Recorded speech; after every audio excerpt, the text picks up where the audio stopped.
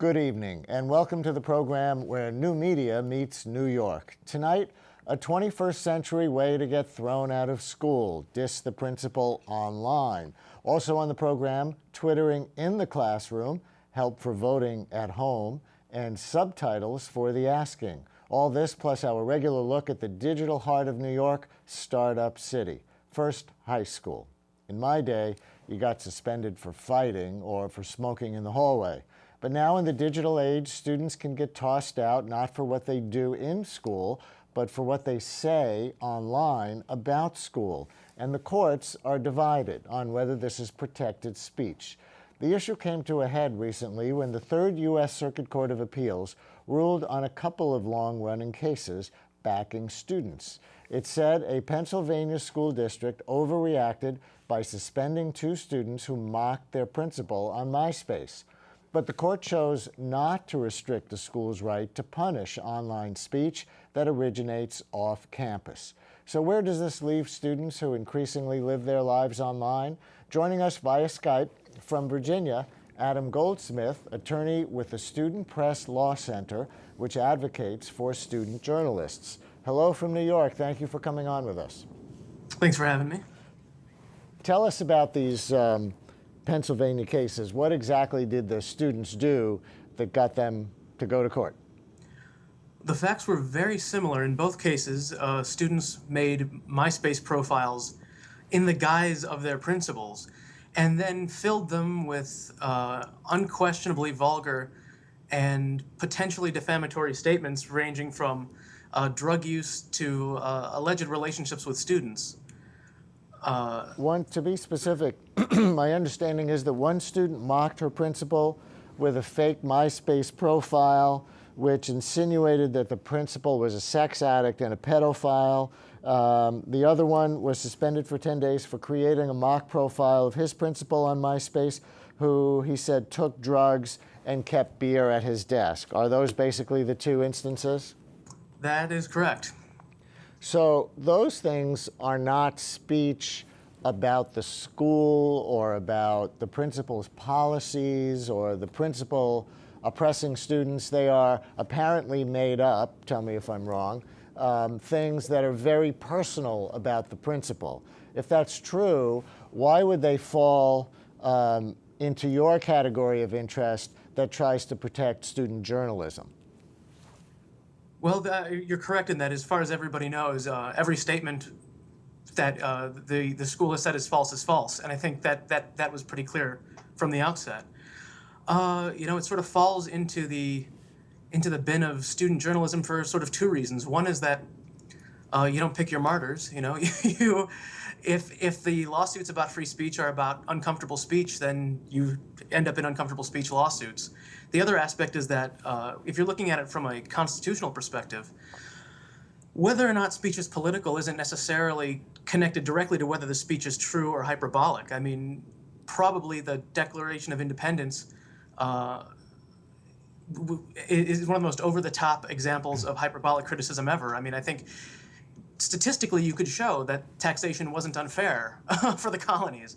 So from that framework, you have to say, well, if the Founding Fathers intended their speech to be protected, then you don't necessarily have to be fair in your criticism of the government to be making a political point. So you would protect students writing in any context, saying absolutely anything about anyone at school? Well, whether we would protect it or not isn't necessarily the question. I mean, I think if this was a question of a principal suing a student for libel, then we wouldn't have any interest in the case at all, because people are entitled to sue for libel. The question is the use of state authority to regulate the schools, to punish students for making statements that we already have a civil system of courts that there is to punish. It's really a question of the use of the authority. So the authorities won on part of this and lost on another part? In terms of these two cases, they lost on both parts. The only sort of gift, I guess, that the Third Circuit gave was they said, we can envision a time where you might be able to regulate this kind of speech, but that neither of these cases were the time. Your group has been representing student journalists and fighting censorship of student journalists for 37 years. So this is a new wrinkle in what you do. What has changed in 37 years besides the technology? Well, that's a good question. I mean, when we started in 1974, the only sort of student speech case that was really on the books at the national level was Tinker about wearing black armbands to protest the Vietnam War. And everything that's happened since then has really been carving out pieces of it to add new areas that schools can regulate. So the picture when we started off was a very student rights centered picture, that students had the right to express themselves in the way other citizens do. And right now, student rights are so burdened that if you were going to make a list of people who aren't entitled to the full benefit of the First Amendment, it would have prisoners and students would be the two people on the list. And there's an element of defining school disruption, what a student might write in any context that would actually disrupt the ability to teach and learn. That's central to these cases, isn't it? Absolutely, especially in the JS case. In the JS case, there was a lot of question as to what was the cause of the disruption of the school. And the majority of the court felt the speech itself didn't disrupt the school at all. It was the school's reaction to the speech that was disruptive. The school's overreaction to the speech in the view of the majority. What advice would you give kids about using social media to vent their feelings or their opinions about school or about anybody in school? It's similar to the advice I think everyone else is giving them about social media in general, which is if you put it up there, people will find it. And while you may eventually, 5 or 6 years down the road, win the circuit court case against your school for punishing you, I don't necessarily know that if you ask the students involved in these cases if really this was the best use of their time, they would come out and say, yes, it was. I would hope they would say this probably wasn't the best use of their time. So I guess one of the lessons is don't pick on the principal. What would your position be? Would you get involved in, let's say, an online bullying case that the school tried to censor or punish the students for? Absolutely. I mean, and it's not out of any love of bullies. I think part of it is schools have been sort of beating the drum saying we need to regulate online speech because of cyberbullying since the Morse case, the Bong Hits for Jesus case, which wasn't about cyberbullying. And then these cases came along and they're beating the drum saying we need to worry about cyberbullying, and these cases aren't about cyberbullying. You know, for all the times they've cited cyberbullying, I've yet to see the case where the school has actually gone after it. And based on their record of the last 100 years of stopping bullying in schools, I don't really think they're the right people to handle it. Do you think that any of the questions in these cases are so constitutionally controversial that they'll wind up in the U.S. Supreme Court? Oh, absolutely. I mean, I think whether or not this is the case, and this may be one of these cases, may be the ones that end up in the Supreme Court, there's no question that we need some clarity from on high on this issue. And what's interesting is, of course, we now have two justices in the court that have telegraphed where they may be on these issues. When Alito was on the Third Circuit himself, he was involved in the Sachs case, which was about a high school speech code, and he defended the rights of students to say essentially uncivil things to each other. Like it kind of in the words of Martin Luther King, the law cannot make a man love me. That's where Alito seems to be. And Sotomayor from the Second Circuit was involved in the Donninger case, which allowed a school to punish a student for calling the administrators in central office douchebags. Because she said, well, that's going to make it harder for her to do the job she was trying to get, the class secretary. So there's some sense that, and I think that's actually true, not just of those two justices, but where the Second Circuit and the Third Circuit are, that the Third Circuit seems to be erring on the side of free speech, which I think is probably the American thing to do.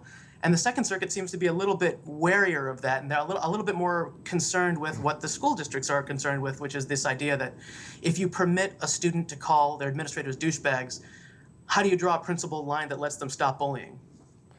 The intersection between new technology and eternal constitutional principles. It's a fascinating one. Thank you very much for joining us. Thank you. Speaking of disrupting school, mobile phones are usually seen as a distraction from learning. Personal laptops, too. That's a truism that many parents, teachers, and professors take for granted. but increasingly educators are looking at social media like Twitter as tools that can promote learning and enhance the classroom experience. Here is a clip from a video of Dr. Monica Rankin, a professor of history at the University of Texas at Dallas, on how she uses Twitter. I had heard of Twitter. I was not familiar with it, but I knew that it was out there. I knew that it was a way that you could use both computer website and text messaging to post comments. I started to think about how I might be able to incorporate this into the actual classroom setting in my big group of 90 students as a way to pull more students into a class discussion that I ordinarily wouldn't be able to do in 50 minutes with that many people. It's been really exciting because usually in classes like this, you'll have 3 people that talk about the discussion material, and so to actually have 30 or 40 people at a time talking about it is really interesting, and then I can go back through the weekend and send them direct messages and ask them to probe kind of further and really think about the material that they've been reading. I'm really impressed with all of your posts today. You guys did a great job. I do want to bring us back and talk about what some of the most useful things are that you either saw go up here or things that you talked about in discussion, the posts, or what you read. Kids are able to get outside of their comfort zones. They're not having to worry about speaking in front of 200 people, 100 people, however many people are in the class. So I think it really helps. It actually gets the students incorporated into the class and makes them more enthralled, I guess, to get into what's going on and discuss things more. People need to learn to get their opinion out somehow, and a class of 90 people trying to pipe up and be heard over everyone else can be a little intimidating, but here all you have to do is type it out, hit enter, or send it from your phone, and your opinion's up there for everyone to read. For more on educators using social media, I'm joined now by Derek Bruff. He's Assistant Director of the Center for Teaching at Vanderbilt University and author of the book Teaching with Classroom Response Systems, Creating Active Learning. He joins us via Skype from Nashville. Hello from New York. Thank you for coming on.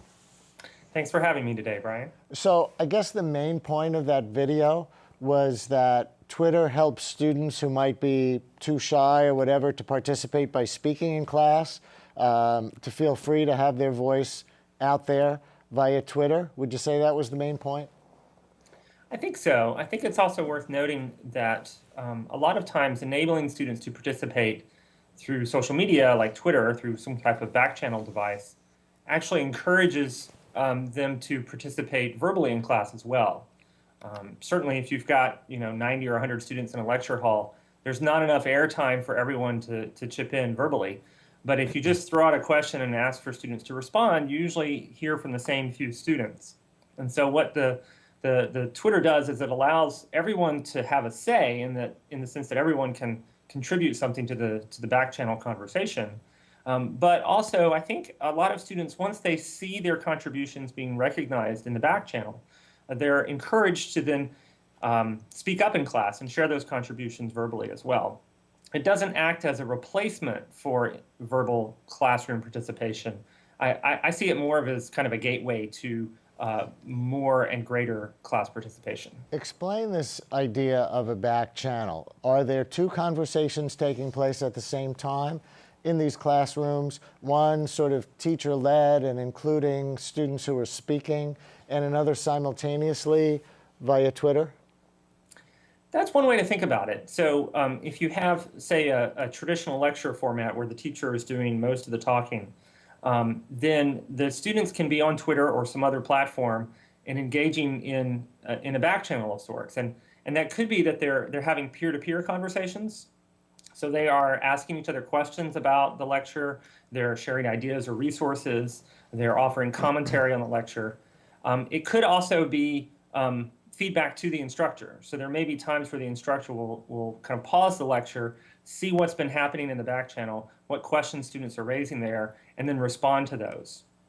I think in the video, what Monica Rankin did was she wasn't lecturing those days. She had her students participate in small group discussions. And as they were participating verbally in their small groups, they were encouraged to tweet ideas and questions that emerged. And so what happened, I think, was that the ideas from one small group might kind of cross-fertilize and land in another small group through this back channel tool. And what she had is she actually had a teaching assistant who would monitor that back channel conversation. And every so often during class, she would call everyone's attention together, turn to the TA and say, what are some big questions or big ideas that have been emerging in the back channel? And that would give her an opportunity to respond to those conversations that were happening in the back channel. Is there ever an issue of distraction or inability to concentrate on the main lesson because of the multitasking and then nothing sinks in?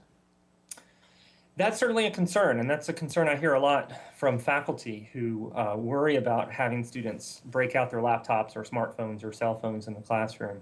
From talking with faculty who have used these devices deliberately in the classroom, the consistent message that I hear is that if you're giving students something productive and on topic to do with their devices, then they actually engage in those distracting behaviors much less. So if the students' only role in class is to take notes, then they'll do that, but they really do have kind of some mental bandwidth aside from that to distract themselves by checking Facebook or shopping for shoes or whatever.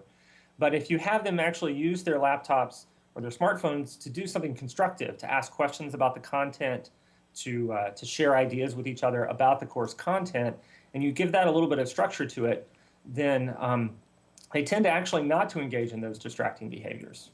So far, we've been talking about this in the context of college. Do you think this can work in high school as well, or are the kids developmentally not ready for it? That's a great question. My expertise is certainly in the higher education sphere, but I know the New York Times published an article recently on the use of social media in the classroom, and they interviewed a number of high school and middle school teachers who were doing the same types of activities. Having students use laptops or cell phones in the classroom to participate in these back channel discussions.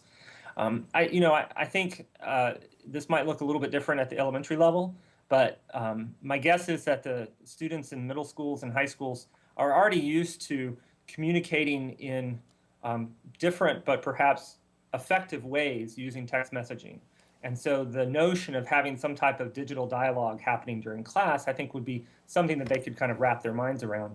Again, if the teacher gives it enough structure and helps them see how it's related to the discussions of the day.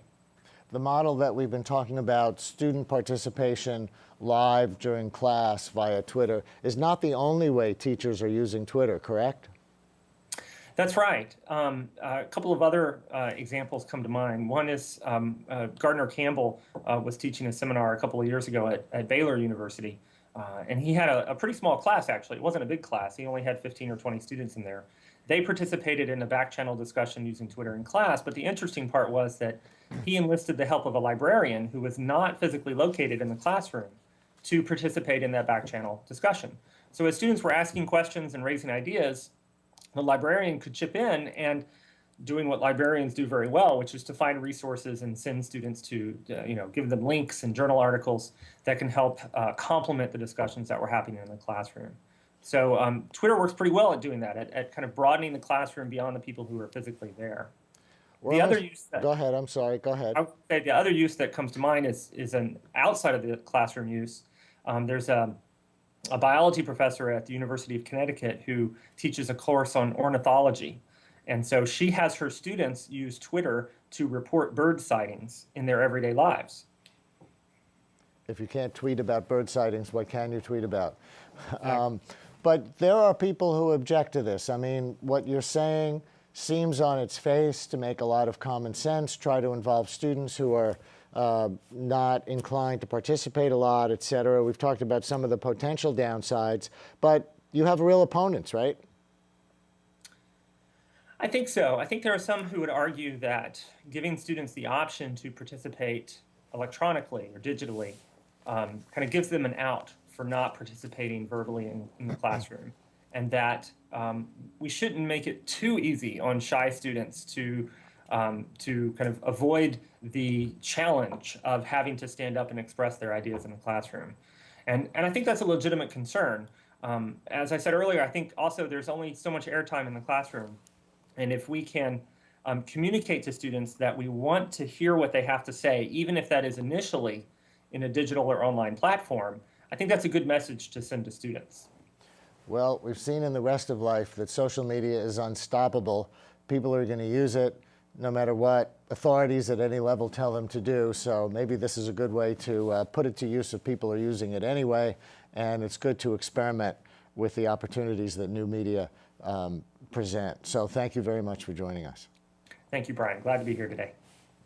Here are this week's 5 online video picks. Number 1, the Target store in Valley Stream, Long Island almost became the first Target anywhere to unionize. Workers are unhappy with things like keeping many of them on part-time status so they don't get benefits. But on June 17th, the employees voted not to form a union.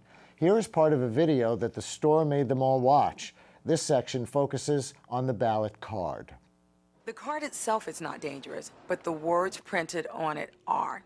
Lots of times union cards or petitions contain words like, I hereby authorize the union to represent me, or I hereby accept membership.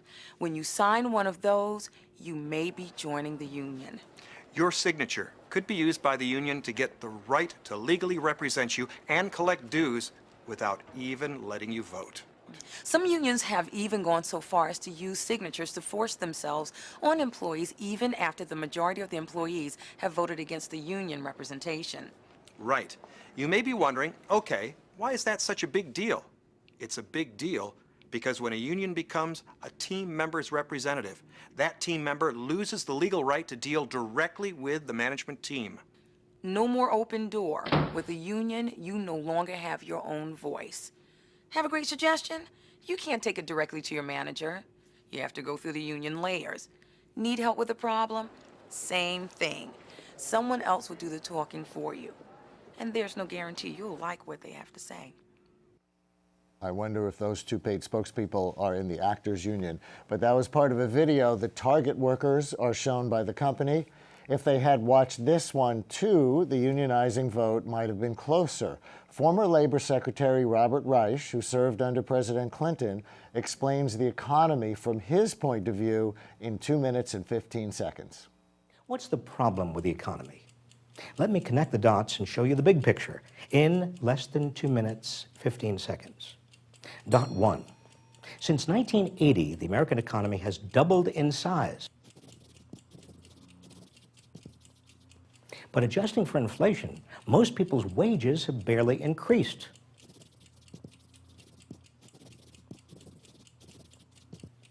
Second dot. Where did all that money go? Almost all the gains have gone to the super rich. The top 1% used to take home about 10% of total income. Now it takes home more than 20%. And the super rich have 40% of the nation's entire wealth. The third dot. All this money at the top has given the super rich lots of political power, especially power to lower their tax rates. Before 1980, the top tax rate was over 70%. Now it's down to 35%. And much of their income is capital gains, subject to only a 15% tax. According to the IRS, the richest 400 Americans pay only 17%. Fourth dot. This means huge budget deficits. Tax revenues are down to less than 15% of the total economy, the lowest in 60 years. So public services are being cut at all levels of government. Our kids are being crowded into classrooms with more and more other children. Roads, bridges, levees, healthcare, safety nets, they're all being sacrificed. The fifth dot. Instead of joining together for better wages and jobs, many people are so scared that they're competing with other working people for the scraps that are left behind. So we get union versus non-union, public employee versus private, native-born versus immigrants. Final dot. The vast middle class, unable to borrow as it could before, no longer has the purchasing power needed to get the economy growing again, which means continued high unemployment and an anemic recovery. So you see the big picture? The only way we can have a strong economy is with a strong middle class. And who was the stunt double who did the actual drawing? That's what I want to know. But there you have 2 competing views about the low-wage economy, from Target and from Robert Reich from MoveOn.org. You decide who you think is more right, and keep gathering information for yourself. But you may be frustrated if you try to get informed about the economy by watching the so-called news on most television stations. As the website Talking Points memo documents, in this cable news mashup from just before Congresswoman Nancy Pelosi was going to give her views on jobs. You got it. She's getting ready to step up to the mics. Leader Nancy Pelosi now addressing the Anthony Weiner scandal. Good morning. Thank you for joining us once again for our regularly scheduled Thursday morning press availability. As usual, we're here to talk about jobs, about protecting Medicare, and to protecting the middle class. If you're here to ask a question about Congressman Weiner, I won't be answering any. I've made the statements I'm going to make. It's my understanding that later in the day, he will be having a press conference, and after that, I will have a statement available. I just tell you that up front. It is day 163 days since the Republicans... All right, Dana Bash, I actually saw John Keane sort of grinning, maybe because he sort of expected that. All right, so Nancy Pelosi saying she is not going to have any comment on Anthony Weiner's resignation. Changing Medicaid while they give tax breaks to businesses that send jobs overseas. So Nancy Pelosi, nothing now on Anthony Weiner, but I have to think as soon as the reporters get a shot here when she's done with her statement that this topic will come up. We'll see whether or not she gives in at that point. So no coverage of Pelosi's jobs policy if she didn't agree to talk about Anthony Weiner. Video pic number 4 takes us to the corner of Park Avenue and 28th Street in Manhattan, where Good magazine set out to show New York's intersection chaos in the age of aggressive driving, aggressive bicycling, even pedestrians who think anything goes. It's called Three-Way Street.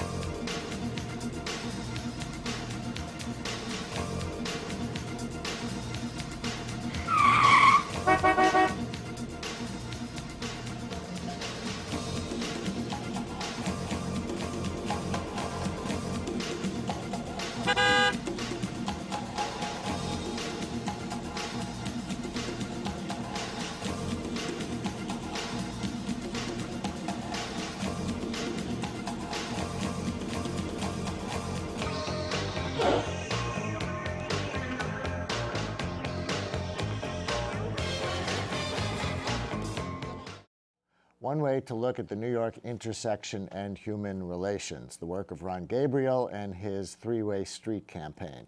And video pic number 5, a glimpse into the future of human hands from Gizmodo.com. This video introduces the demonstration of skillful manipulation using a high-speed robotics system. The hand module has 3 fingers, a developed small harmonic drive gear, and a high-power mini actuator are used for each finger link. The hand can close the joints at 180 degrees in 1/10 of a second. The vision system consists of 128 by 128 photodetectors and an all-pixel parallel processing array. Using the vision chip enables various image features to be computed within 1 millisecond. This is grasping a rice grain with tweezers. The tiny object is manipulated using a typical human tool. High-speed visual servoing enables the modification of force between finger and the tool. This is dynamic regrasping of a cell phone. This regrasping consists of throwing and catching, which contrasts with traditional methods that maintain contact state. These videos show that high-speed sensor-motor fusion has great potential to produce new control strategy and new robotic skills. body part by body part, the robots are becoming better than us. Be very afraid. And those are this week's online video picks. Now time for the second installment in our new series, Startup City, where we get to sit down with a New Yorker who is helping establish New York as a hub for tech business. Tonight, we welcome Rachel Chong. Rachel is the founder of a volunteer service that makes donating your skills to a nonprofit as simple as writing them a check. It's called Catchafire, and $2.5 million in services already rendered say her skills-based matching approach is working. Welcome to the show. Hi. Hi. What is Catchafire? Catchafire is an online platform that connects nonprofits and other social good organizations to professionals who want to give their time for free, their time and their skills for free. So we're basically providing nonprofit organizations with professional services at a rate that they can afford. And how does it work? Let's say I'm a public relations professional and I have some time on my hands and I want to donate my skills to a not-for-profit organization, and I come to you. What happens next? So you'd register at catchafire.org, and that's a simple 3-step process where we collect your skill information, and that's in the form of your LinkedIn resume.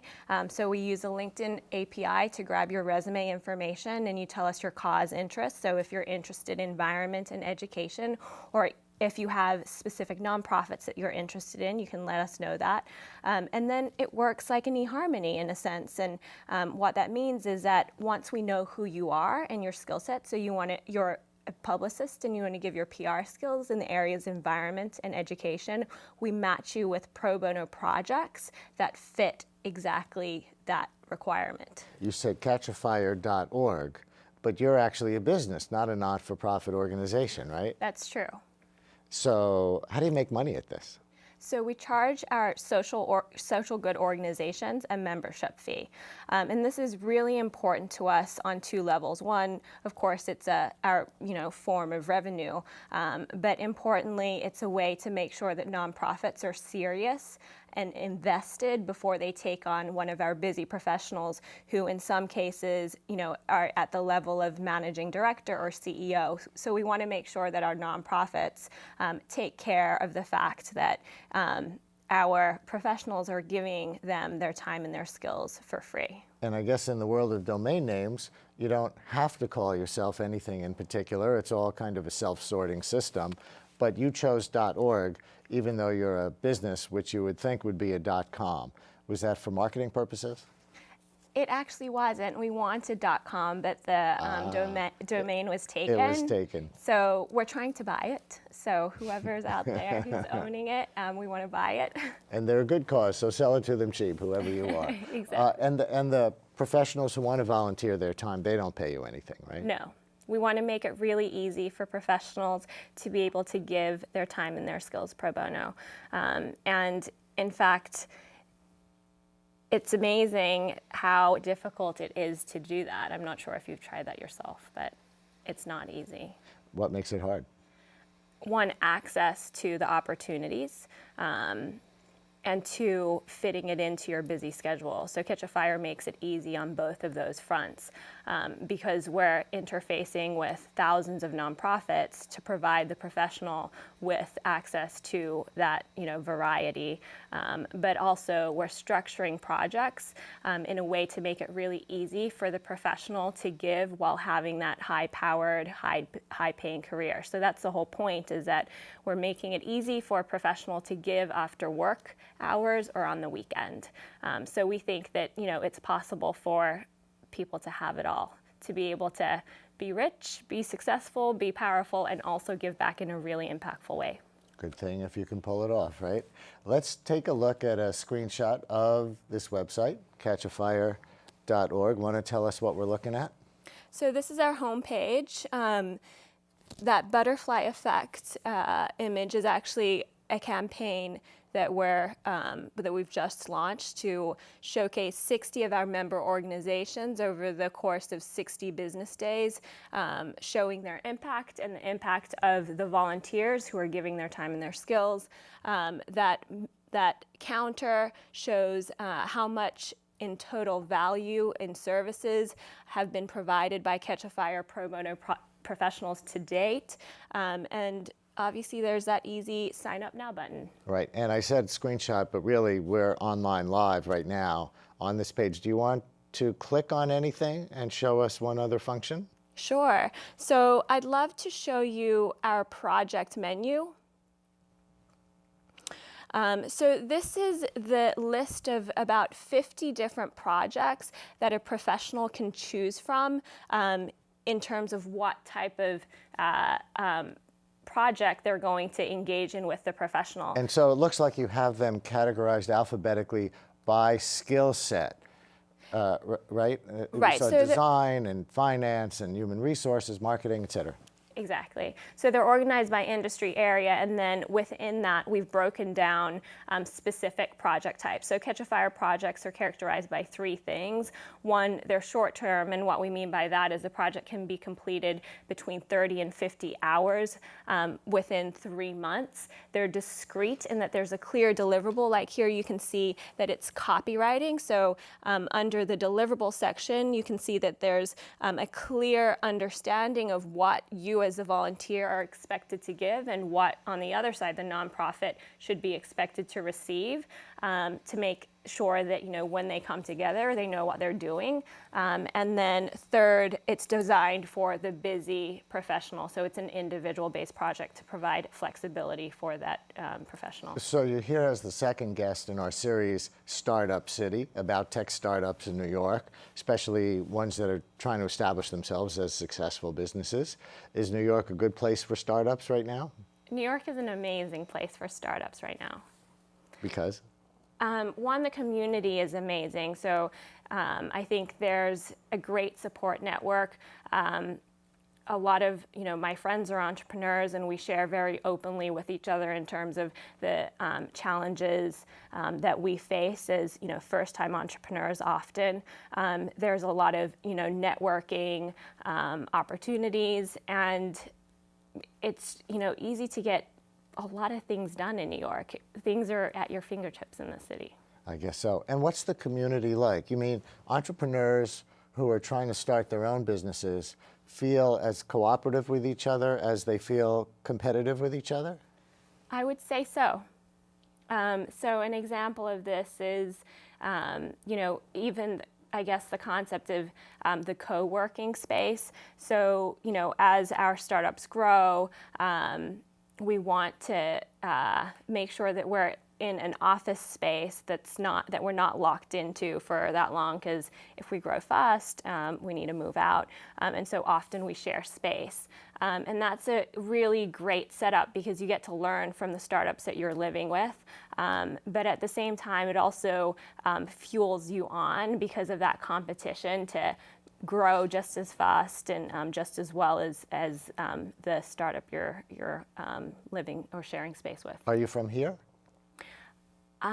It feels like it. I would say I'm a New Yorker, but I'm actually Australian. So did you decide where to locate for this startup? Because theoretically you could do this from anywhere. You could have gone to Silicon Valley, you could have gone to Boston, you could be in Sydney. True. Very true. Well, I came to New York for college, and so it was as good as any other place to start this up. And New York has, you know, the highest density of highly skilled professionals in the U.S. So it was a, you know, perfect place to start this. And on the other side, you know, there are a lot of nonprofits in New York. We're just about out of time. What's the number one, let's say the top 2 skills that not-for-profits want from their volunteers? I would say in the areas of marketing, so in communications, design, PR. Thank you and good luck. Thank you very much. If voting were easier, more people would vote. It's not a new idea, but Seth Flaxman and his colleagues at TurboVote are trying to make it a reality. TurboVote is leading the charge in making the process of submitting an absentee ballot as easy as returning a Netflix DVD, without the scratches, of course. Here's a video they made to try and attract investors. Here's an idea. If voting were easier, more people would do it. This year, there will be over 500,000 elections in the United States. For governor, for mayor, for county legislator. It's about your money, your schools, your community. But in many places, only 10%, 6%, 5% of people will vote. It doesn't have to be this way. In California, Florida, New Jersey, and 26 other states, you can have your ballot delivered no matter what. Just choose your candidate and vote from home. And nearly every state allows commuters and college students to have their ballot delivered. That's where we come in. It's called TurboVote. We send you the completed Vote From Home application and a pre-stamped envelope. All you do is sign your name and drop it in the mailbox. Just like Netflix. And we'll remind you by text or email so you'll never miss another election. No paperwork, no lines, no hassle. It works. Democracy works with TurboVote. With us now is Seth Flaxman from TurboVote. Hi. Hi. So what's wrong with the absentee ballot process as it exists? Not easy enough? So if you want to vote by, well, first of all, I just want to cover a little ground. In 30 states, like it said, everyone can vote by mail. The majority of Americans can vote by mail. But the process is terrible. It's as you would imagine a bureaucracy would design it. So you have to go to 3 different government websites, one to get a form, another to get an address, and then a third to figure out the deadline. And the deadline is usually 3 Thursdays before an election day that you don't remember. And then you have to print out the form, so most people don't have a printer or ink in it, usually, right. And then an envelope and stamp. And so we take out all of those steps. And most people have an unreturned Netflix DVD sitting on top of their television. Yeah, but Netflix was better than Blockbuster, as evidenced by the demise of Blockbuster. So making things easier is, one step at a time. In New York, I don't think you can download the actual absentee ballot from the website. No. You would have to send in for it. Right. So the idea is that we're not actually sending you the ballot, we're sending you the application. So the way it works is someone goes on to TurboVote, they sign up, and then we start tracking their entire election calendar, school boards, primaries, everything up to presidential. And then if they can vote by mail, which most people can, we send them the completed vote by mail application with the pre-addressed, pre-stamped envelope of where it needs to go. They sign the application, drop it in a mailbox, local election board sends them the ballot, and then we send you a text reminder to vote and mail that ballot back. So the ballot is still sent by the local election board. So like Amazon might send you reminders about products that are similar to the ones you bought before. You're going to send unsolicited reminders once people sign up. So in a way, they're soliciting it. Yeah, they're soliciting it. That election day or the absentee ballot deadline is coming up. Exactly, right. And the idea is that a lot of people remember to vote for president, but if you signed up for TurboVote, then we would help you vote in all of those elections in between presidential elections that are really easy to forget and where a lot of democracy happens. Do you have enough experience anywhere yet to be able to say this works well when? Yeah, we did a pilot program at Boston University this past fall during the midterm elections. And 30% of the students who used TurboVote said they probably wouldn't have voted without it. So that's great. So does that mean it could be especially useful in populations that are underrepresented? I think college students are generally, except maybe in the Obama election, generally underrepresented at the polls. So the idea is that we want the service to be for everyone, but we're going to try and scale by focusing on college students because college students are comfortable with technology, but also we think that colleges will cover the cost of the mailings and the stamps. Also 66% of students in 2010 said they didn't vote because they were either busy, working, or had forgotten. And these are the problems we take care of. Is this a business? Are you making money with this or trying to? We're a nonprofit. So actually we were a finalist in the Harvard Business School Social Enterprise Business Plan competition. And the idea is that if you want to use TurboVote, you would cover the cost of printing and stamps, and that's it. But if you're a large institution and you want to offer this to all of your members, then that's where hopefully we'll be sustainable. And eventually, after we make a name for ourselves and get a lot of users, we're going to go to local election boards and say, why don't you offer this to all of the people in your district? But we don't think it just makes sense to go to them first because they're a hard market to get into. Yeah, well, you kind of anticipated my next question because I was thinking, why do you have to do this? Why aren't the boards of elections Right. doing this as a matter of course? Right. So there are 3,810 local election boards in the United States. Thank you, federalism. Approximately. Approximately, yeah. And they're too small. They don't have enough resources or money to build TurboVote for themselves, and they also don't attract private investment to build TurboVote. So it creates a space for a nonprofit like us to step in and build a useful tool. Do you have a main funder? Hopefully they're watching your show. The soon-to-be future main funder of the soon-to-be. your service. So we're talking to a lot of funders. We need seed funding. We are sustainable, so it won't be a permanent foundation project. And we did get some support, though, in our startup phase. That was our Kickstarter video, where we raised $26,000. And then we got a small grant from the Sunlight Foundation and Google. Even with this, somebody has to sign up for your service. You send them the application for an absentee ballot. They have to mail that into their Board of Elections, which mails them back an actual absentee ballot. Then they have to remember to mail that back in or drop it off before Election Day. Would you like to see us evolve to a more online system? In general, just actually vote from your home online if we could figure out a way to make it reliable and secure? That's a pretty big if. That is a big if. There are some places where you can request absentee ballots online, like in Los Angeles, and in a few counties in the West, like places where it's very rural, actually. And we would love if more local election boards allowed you to request absentee ballots online so that you don't have to do the mailing application process. And we're hoping that we could move that process along, make that faster. But voting online, I don't think that's going to happen. Yeah, I guess there are impetuses in two directions. One is people want to see things become easier, drop a lot of barriers to voting. So if I could just text in my vote, a lot more people would do it. On the other hand, we seem to want to go in the other direction because there have been problems with electronic voting machines.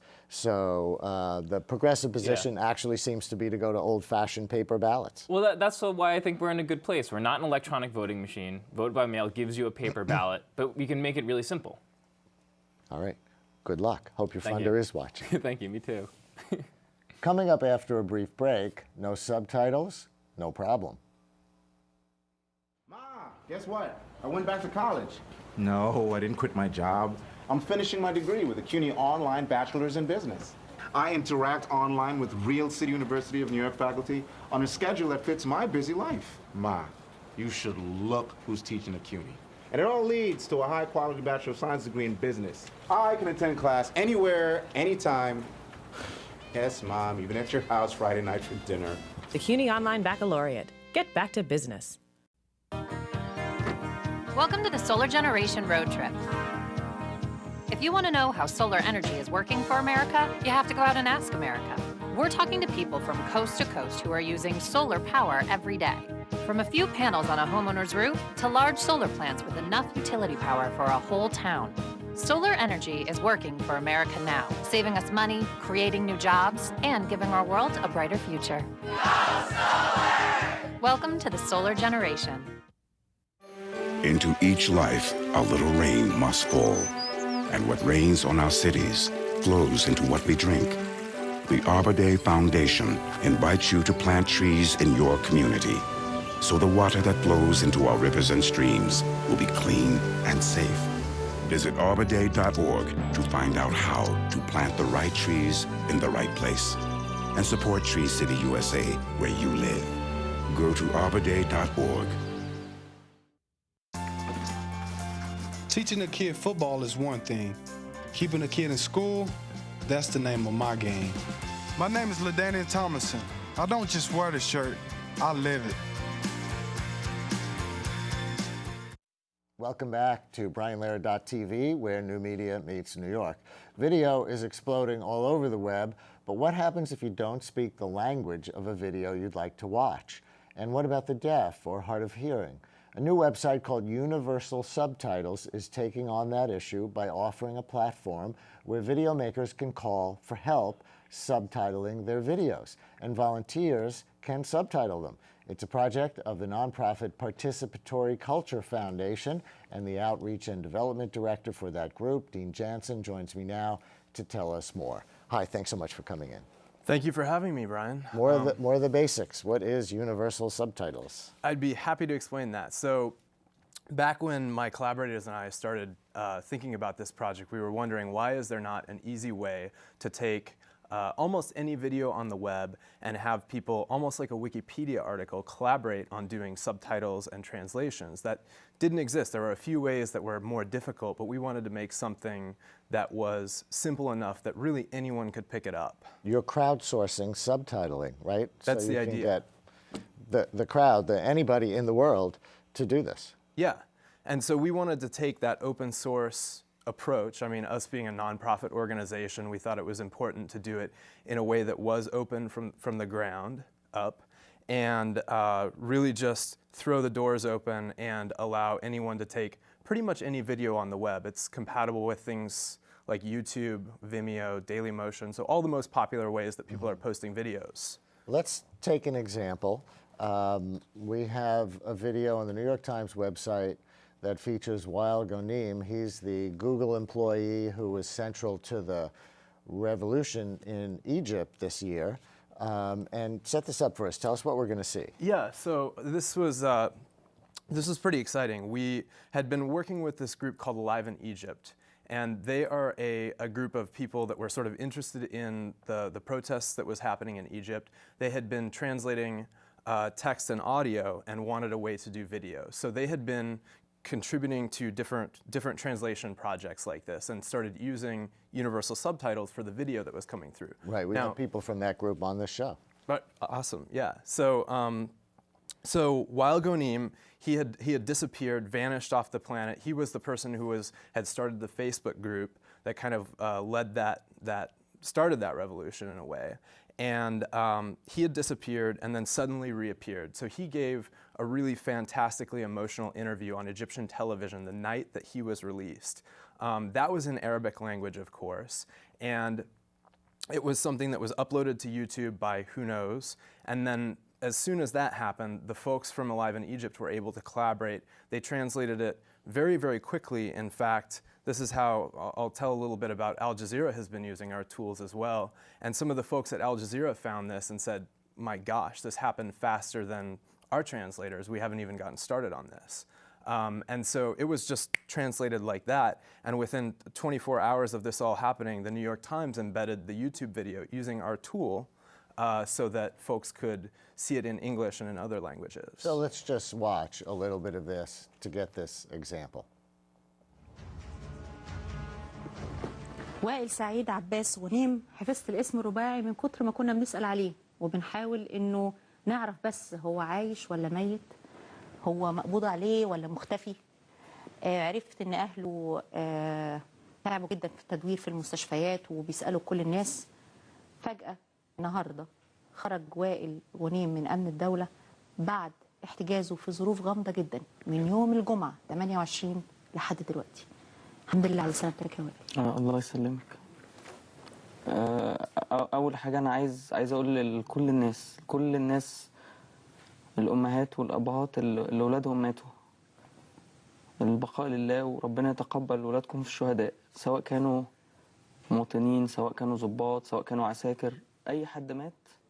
Okay, so you were telling us while that was on, you were telling us off the air, that the subtitles were in English and there was a field down there where I guess you could have clicked to change the language of the subtitles, right? Exactly, yeah. You're able to dynamically switch through any of the languages that people have contributed.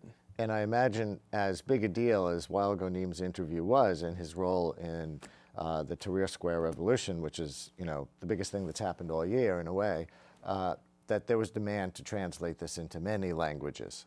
That's right, yeah, and folks have translated it into, I think, at least 3 or 4 languages using that tool. How do you know that the crowdsourced translation is accurate? That either people aren't, you know, just not that good at it and they're making mistakes, or maybe are even being punked or pranked. Right. You know, we've done crowdsourcing projects where we then go and fact check some of the things that people in the public send in to us, and sometimes they turn out to be wrong on purpose or by mistake. Yeah, I mean, that certainly is, that's a good question. And with our project, it is like Wikipedia in a way, at least in the use that you saw just now. That's something where, you know, hundreds of people, thousands of people who do know English and Arabic are going to be watching that. And if anyone sees it, they can go and look at the history of the piece. And then for organizations that have a need to really make sure that their media or their content is accurate, we do offer tools for greater control and for managing crowds and sort of encouraging volunteer activity and stuff like that. So if somebody's watching who would like to submit their video to be subtitled, or if somebody who speaks multiple languages would like to volunteer to be a translator, how do they do that? Yeah, so there are a couple of ways that you can do this. If you're just interested in having your video captioned or translated, there's a field on the front of the page of the website where you can add a video URL, and your video is in the system and ready to go. If you want to volunteer, there's also a link that says volunteer at the top of the page, and you can find opportunities to work with nonprofits, other organizations like MIT OpenCourseWare. I think Khan Academy is up there now, and find interesting projects to contribute to. Sometimes the web drives us into our isolated communities and disconnects us from other people. Sometimes it drives us together. This one drives us together. And you're with the Participatory Culture Foundation. Just tell us very briefly, more broadly, what that is and how you get the funding for things like this. Absolutely, yeah. So we are a 501c3 nonprofit. We've been around for about 5 years, and the first project that we started is something called Miro. Our mission is very similar. We're sort of like Mozilla, the organization that does Firefox, in that they're more focused on the open web. Our focus is video on the web and making sure that there's participation, innovation, and as much competition and excitement and participation there as possible. Our flagship project is something called Miro. Right now it's an iTunes alternative. It's an open source piece of desktop software that you can use to sync your media, podcasts, video, whatever, to things outside of the iUniverse. Miro named after the artist? The word to watch, the artist, there's a lot of different connotations. We just like that it's a short, nice sounding word. Good luck. Thanks for coming. Thank you. And that's it for this week's show. Catch us anytime at BrianLehrer.tv. Next week, protecting the rule of law in the age of digital surveillance. And tune into my daily radio show on WNYC, weekdays at 10 a.m. Tomorrow, Queens College demographer Andrew Beveridge continues his tour of New York's new immigrant neighborhoods. That's 10 o'clock tomorrow morning on WNYC 93.9 FM or AM 820. Talk to you then.